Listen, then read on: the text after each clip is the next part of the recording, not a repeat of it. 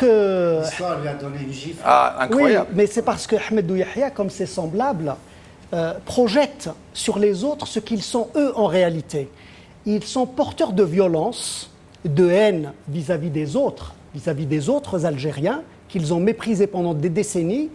Ils ne pouvaient imaginer autre chose que des Algériens un peu comme lui, c'est-à-dire que s'ils sortent dans la rue, c'est forcément pour casser, c'est forcément pour détruire.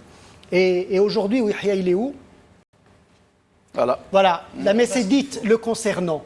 Pour revenir à votre question sur finalement ce déni de Gaïd Salah, qui va jusqu'à vouloir interdire la capitale, d'abord comme si la capitale était une propriété privée de ces gens-là.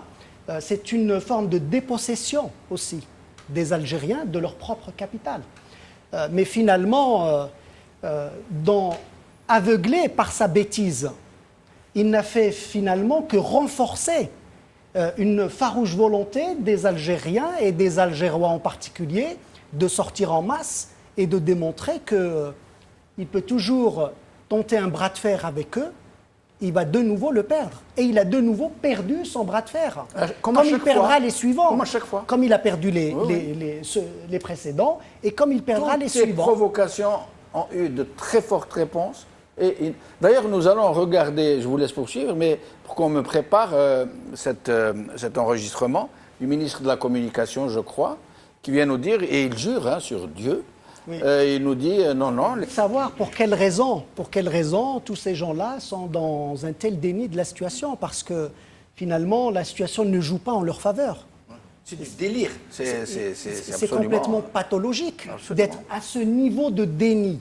Où ça a commencé il y a plusieurs semaines, où on a eu une tribune de la revue El Jeish qui disait Shab qui dit Shab Jeish Khawa Khawa. En gros, c'est Gaïd Salah Shab Khawa Khawa. Ça a commencé à ce moment-là déjà, une sorte de communication de déni qui a été mise en place et qui continue. Elle est orchestrée jusqu'au ministre qui va jurer sur Dieu et je ne sais quoi. Et donc, quelle est la raison qui fait qu'on arrive à un tel déni, parce que je ne vois pas d'autres mots, un tel aveuglement pour ne pas voir la réalité qui est là. Elle est là par millions, elle est là tous les mardis par les jeunes, elle est là tous les vendredis, elle est là dans une société politique, syndicats, associations, largement, et partis politiques évidemment, largement interprétée et exprimée par l'ensemble de la société, qu'il va au mur. Manifestement, ça va au mur. Très clairement, c'est encore un bras de fer qui sera perdu. C'est-à-dire les mêmes causes produiront les mêmes effets. 18 avril, 4 juillet, 12 décembre. Parce que ce n'est absolument pas sérieux. Si on se place à ce niveau de responsabilité qu'ils sont censés avoir sur le pays et sur les Algériens, il n'est pas sérieux d'imaginer de forcer la main de tous les Algériens pour aller à une élection bidon, qui s'annonce, en tous les cas, dans les conditions, s'annonce comme étant une élection bidon. Donc ça, ce n'est pas sérieux. Pour revenir à votre question sur la détermination des Algériens, oui. Hassan en a parlé, il est clair que c'est l'accumulation de mépris et d'humiliation pendant tant d'années sur les Algériens qui ont fait qu'à un moment donné, c'en est trop, c'en est plus que trop. Et puis à ce moment-là, on découvre que la situation qu'on vit dans tel endroit, c'est la même dans tel autre endroit. Il n'y a pas de différence. C'est-à-dire que tout le monde est méprisé de la même manière. Tout le monde est humilié de la même manière. Donc c'est une sorte de communion où se sont retrouvés les Algériens dans ce mépris, absolument mépris. Qu'ils subissent tous ensemble de la même manière, où qu'ils soient. Où qu'ils soient. Et quel qu'il soit, quelle que soit la langue parlée, quelle que soit l'obédience, quelle que soit l'idéologie, quelle que soit la région habitée. Et donc ça a été un ciment formidable, je pense, très clairement, que ça a été un ciment formidable. Il y a d'ailleurs à ce titre-là, juste encore une fois, très, très utile.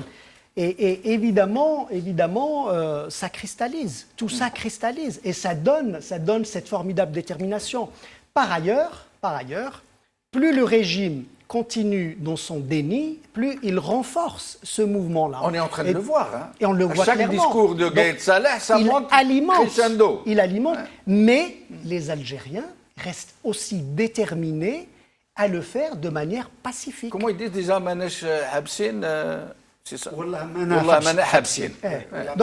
Donc ils ne veulent pas s'arrêter, ils continuent sur la même forme, si je puis dire, de manière pacifique, de manière organisée, parce qu'ils savent que s'ils devaient prêter le flanc, s'ils devaient verser dans la violence, c'est ça ne servirait que le régime. Que le régime, Ouais. pour qu'ils se mettent... Et ils ne cherchent que ça. Et donc il y a une forme d'intelligence collective, mais surtout de responsabilité sur l'avenir du pays, qui est incarnée non pas par ceux qui sont en responsabilité du pays, mais par tout un peuple qui est là en train de leur contester leur légitimité parce qu'ils sont en train de mener le pays vers l'inconnu. Et l'inconnu, en réalité, on le connaît. C'est ce qui se passe autour de nous, c'est l'instabilité et la sécurité. Et c'est la perspective économique très sombre évidemment, qui les perspectives déboule. économiques, Qui, ouais. Et donc c'est tout ça qui fait que ça alimente. Et puis ces éléments-là, peut-être que quelques-uns, là, le régime est surpris probablement par tout ça, mais tout ça était là. Dans les fonds marins, si je puis dire, de la société algérienne. C'était latent. C'était latent, c'était présent. Ceux qui vont sur le terrain, les experts, les spécialistes, les partis, les associations, le savaient parfaitement qu'il y avait là plus qu'un ras-le-bol. C'était une gestation d'une grande aspiration. On peut le dire comme ça. Alors, il y a l'expression. Moi, je suis assez d'accord avec ce qui a été dit ici, c'est qu'il y a une tentative de coup de force, c'est-à-dire on y va, on voit si ça peut prendre ou pas. Et donc, cette fois-ci, ils estiment qu'ils sont peut-être mieux sécurisés que le 4 juillet. Parce que le 4 juillet, finalement, il s'est passé quoi? Une convocation aux urnes, sans électeurs et sans candidats. Cette fois-ci, ils ont tenté de sécuriser un peu mieux la chose en garantissant quelques candidatures, vous en citez 22, dont une partie, évidemment, elle est là pour le folklore. Mais néanmoins, ils faisant partie de la SAB. Ils se donnent les moyens. Zerdoud fait partie. Zerdoud, le fameux... Il nous aurait manqué autrement. Ouais.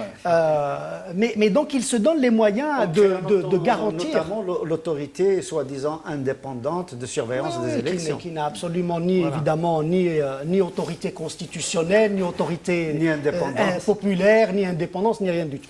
Et donc, c'est un coup de force qui est fait aussi dans une fuite en avant. C'est qu'ils n'en peuvent plus. C'est-à-dire qu'ils ont aussi envie de régler cette situation pour, j'allais dire, presque reprendre une vie normale dans ce pays. Mais sauf que les Algériens ne l'entendent pas de cette manière. Et donc je partage pleinement ce qui a été dit. Je ne crois pas vraiment qu'on puisse arriver à des élections le 12 décembre. Et que bien avant, il faut que la raison d'État prime. Il faut que dans ce pays, on passe à autre chose.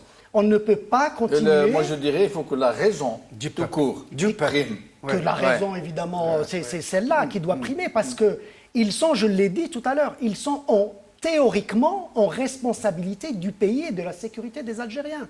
Et manifestement, on a quelqu'un qui les représente. Il incarne le pouvoir, il incarne ce régime-là. C'est un pouvoir Gaïd Salah, évidemment, un pouvoir de fait. Un pouvoir de fait. Et donc, c'est lui qui incarne ce régime-là. Et manifestement, tout le monde le dit, il mène le pays au mur. Mais avec le pays, tout le monde, il amène tout le monde au mur avec lui. Et donc, il faut qu'à un moment donné, que la raison prime là-dedans et qu'on passe à autre chose. Et il n'y a plus rien à faire d'autre que de revenir à la table de discussion, de négociation, pour discuter avec les représentants du peuple d'une manière ou d'une autre, même si cette ça veut dire notion... le pouvoir. Dialogue, comme ils sont en train de nous demander, le papotage. Papoter entre vous... Ce n'est pas possible. Parce que c'est vraiment... Je voudrais juste terminer là-dessus.